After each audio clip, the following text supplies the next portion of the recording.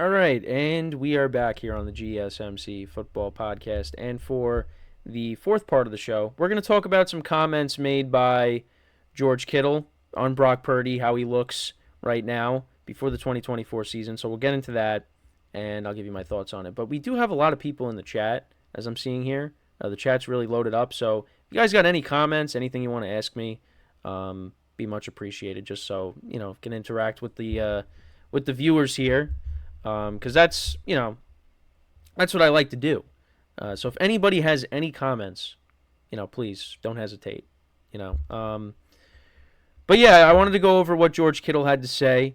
So let's get into that.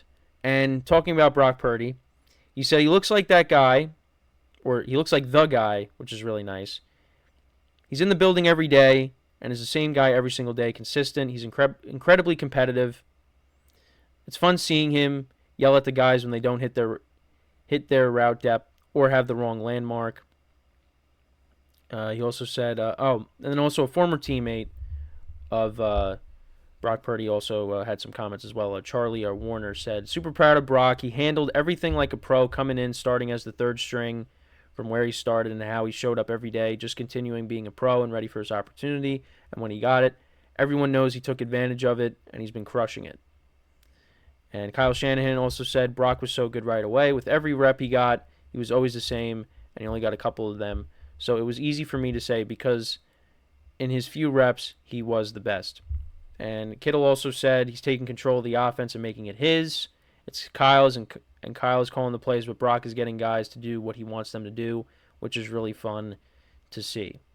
So, that's encouraging to hear. And, Brock Purdy is someone that has gotten a lot of, criticism at times because, you look at the 49ers and who they have on the offensive side of the ball. I mean, it's hard for a quarterback not to succeed in that. But, you got to be careful when you say, well, anybody could do that. You could put anybody in that system and they'll do well. I'm not really too sure about that. I don't think, if Brock Purdy got hurt, before the NFC Championship game against the Eagles, and they had to put in Josh Johnson, and Josh Johnson didn't get hurt. I don't think Josh Johnson is taking the 49ers all the way to the championship game. Because you got to remember, too, Trey Lance started the year. Then Garoppolo had to come in because Trey Lance got hurt. Then Garoppolo gets hurt, and then Brock Purdy gets his opportunity. Well, now if Brock Purdy gets hurt, well, they got to put somebody in, and it would have been Josh Johnson. He would have been the next man up. And I don't think he would have been able to do what Brock Purdy did. So we can't really say that anybody could step into that situation and play at that level. And I think you also got to look at the fact that, Brock Purdy was the last pick in the draft. Was not part of the 49ers' long-term plan. I think he was going to be a guy that was going to be on the team, but, maybe he was never going to get an opportunity. But then you had, like I said, Trey Lance get hurt, Garoppolo get hurt. He took over, played really well, and then last year, he was even better. Got them to the Super Bowl. Now, there was a rough patch in the middle of the season, and I did bring up how, injuries played a role in that. No Deebo Samuel and no Trent Williams as well, and the offense struggled. They lost 3 games in a row. But then they got right, made it to the Super Bowl, and they had a chance to win it, but came up a little bit short. So we'll see how Brock Purdy is in year 3.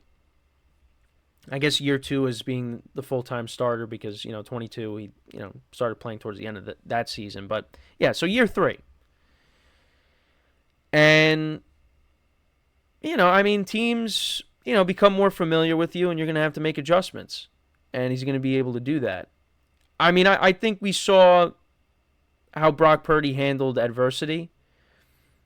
Being down against the Packers, being down big against the Lions in the NFC Championship game, that didn't faze him.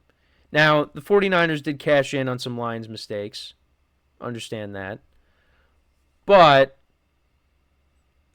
he could have folded. He could have folded, and the 49ers could have lost, and it would have been a disappointing end to their season. I mean, it still was. It still ended up being that in the Super Bowl. But they came back. And you got to give him credit there for it, because he did make some big plays. And I thought he played well in the Super Bowl, too. I know people expected him to do a little bit more. And I would not necessarily disagree with that. But I thought he played good enough where the 49ers should have won the game. But they didn't. I mean, Brock Purdy and Patrick Mahomes, Brock Purdy's played very well, but Patrick Mahomes is the standard. And it's kind of interesting ranking Brock Purdy amongst the quarterbacks, because last year, he played with like a top 10 quarterback. But some people will say, again, it's because of the talent around him. But you could also say the same thing with Tua. Tua, look at the talent that he has around him. And, I'm not I'm not high on Tua, but Tua had a good year last year. But then again, Brock Purdy was able to bring his team to an NFC Championship game. Now, again, football is also a team sport, but Brock Purdy's been to two championship games in the Super Bowl. I mean, he's got to play a role in that. So, I mean, I think also, getting Christian McCaffrey, that's played a huge role as well. I mean, he's been unbelievable since the Niners got him. I mean, the playmakers, they have a lot to do with that. The defense as well. The 49ers are a well-run organization. It's just they have not been able to win the big game.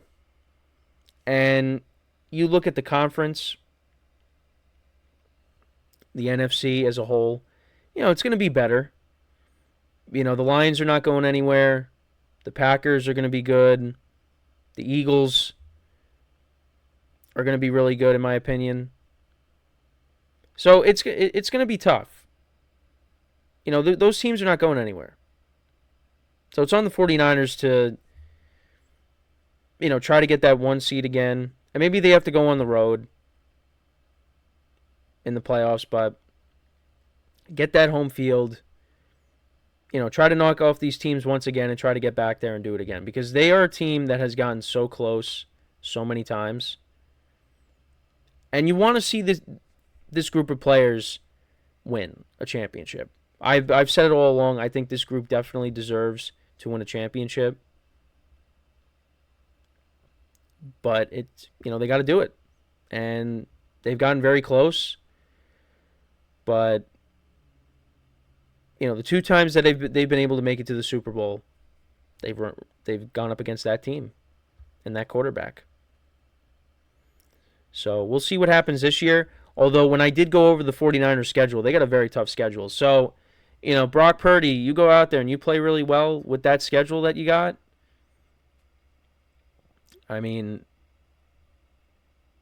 and you're the reason why your team wins, and you're playing well, I mean, I don't think there should be any complaints, but we'll have to see. And the other thing, too, is with Brandon Ayuk, because I talked about it a little bit before. You lose Brandon Ayuk, there's going to be some problems early on in the season if he's not there.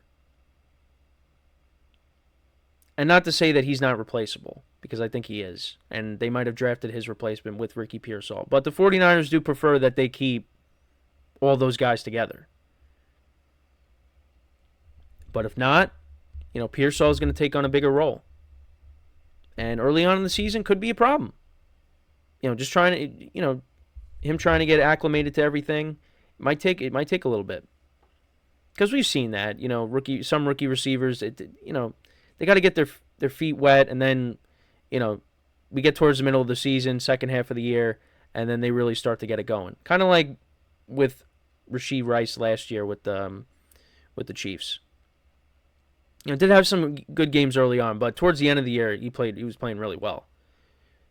Was a big factor for the Chiefs down the stretch. So,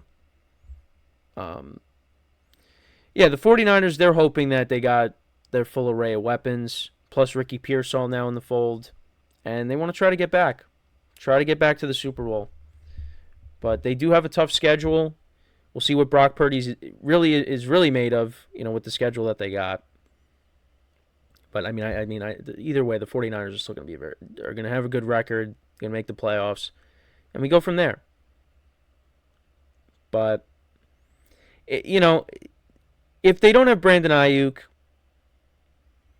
again, that's another way to see, all right, one of your top weapons is no longer there. How are you going to respond to that? And I think he's another guy where I don't really see, he doesn't seem like a guy that's going to get rattled. Doesn't seem like that. So, and I want to, see him continue to succeed. And again, try to lead this group to a championship because they deserve it. And I think he's another guy that deserves it because, you got to love the story. I think people get sick of hearing it. I feel like people just get sick of hearing anything, honestly. Any kind of storyline that they hear more than once, they're just like, enough, get this out of my face. I don't want to hear about it anymore. But I think he's another guy that deserves to, get a ring. And we'll see if the 49ers can do it. It's going to be tough. It's tough for any team to go out there and win a championship. I know the Chiefs have done it the last 2 years, but, it's hard to get back to that point. So, we'll see what they end up doing, but it looks like, George Kittle and former teammates, Kyle Shanahan, they are all they are all speaking very positively on their quarterback, and that's that's something that's encouraging for Niners fans. As Purdy's looking to do even better in 2024. So that's pretty much it on this topic. So we're going to take our final break of the show, and then when we come back, we'll talk about some comments made by Case Keenum on Stephon Diggs as they reunite once again now in Houston. So I'll talk about what he had to say when we come back from our final break of the show. So with that being said, stick around, and we'll be right back here on the GSMC Football Podcast.